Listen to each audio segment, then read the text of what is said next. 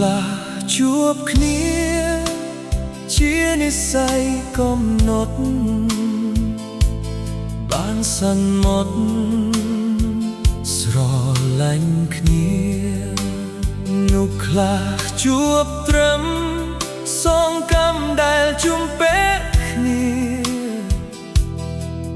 ចុងក្រោយក៏ចែកវេលារៀងខ្លួន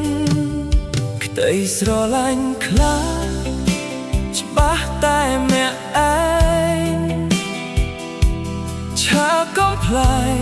ដកឈឺចាប់ស្នេហាមិនច្បាស់ឈឺណាស់បើនៅបន្ត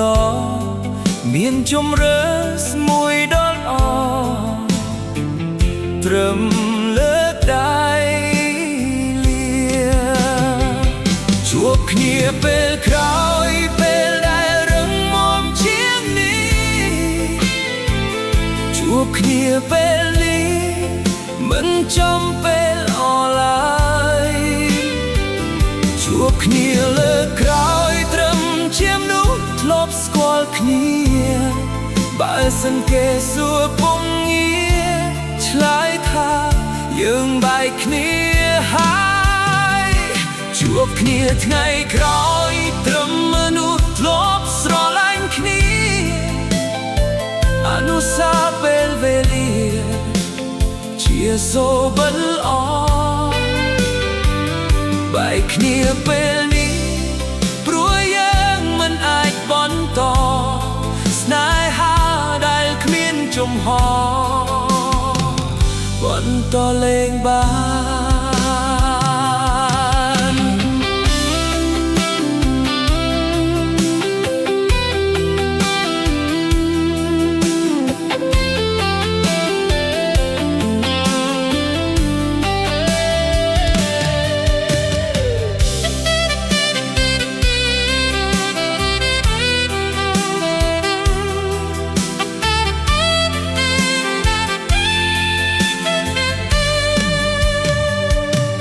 ស្រឡាញ់ខ្លះ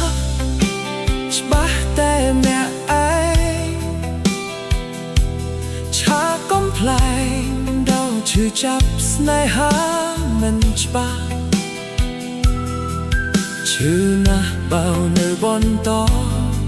មានជំរឿសមួយដល់អត្រឹមលើកដៃលាជួបគ្នាពេលក្រោយពេលដែលរឹងមាំជាងនេះជួបគ្នាពេលនេះមិនចំពេលអឡើយជួបគ្នាលើក្រោយត្រឹមជាមនុស្សធ្លាប់ស្គាល់គ្នាបើសិនគេសួរពុំងារឆ្លើយថាយើងបែកគ្នាហើយជួបគ្នាថ្ងៃក្រោយត្រឹមមនុស្សធ្លាប់ស្រឡាញ់គ្នាអនុស្សាវរីយ៍ពេលវេលាជាសូបិលល្អបែកគ្នាពេលនេះព្រោះយើងមិនអាចបន្តស្នេហាដែលគ្មានចំហ